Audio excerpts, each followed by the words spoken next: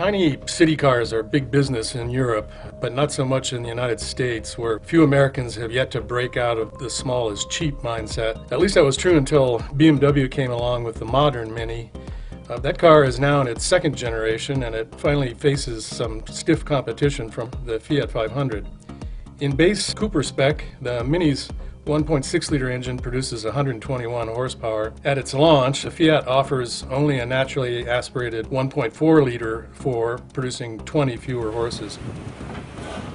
We knew from the get-go that both cars would be fine zipping around the city, so we drove them to our favorite roads in southern Ohio hills to present a greater challenge. When these two cars were conceived, their manufacturers never intended the two to compete. The Mini is very much a sort of luxurious, compact, in a funny sport niche kind of unto itself. And this car was conceived wholly as economy compact on much smaller dimensions. And after just a few miles of driving, you can feel the difference in that this car has a little more body roll than the Mini. It leans on its outer corner on turn-in, and you get this funny moment of roll that you think might be understeer, when in fact it just has to take a set, and once it gets settled, the limits are quite high. It's got very light steering at low speeds, but it weights up considerably beyond 35 miles an hour.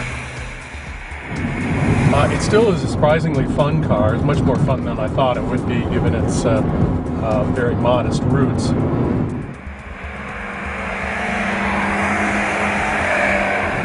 Neither the Mini or the Fiat have incredibly communicative steering, but they're both incredibly smooth in operation, and engaging the sport button in either of them adds a decent amount of heft. One thing the Mini really has going for it, about 20 more horsepower.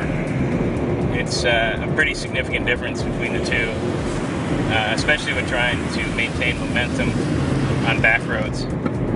It's really solid structure. It's never uncomfortable.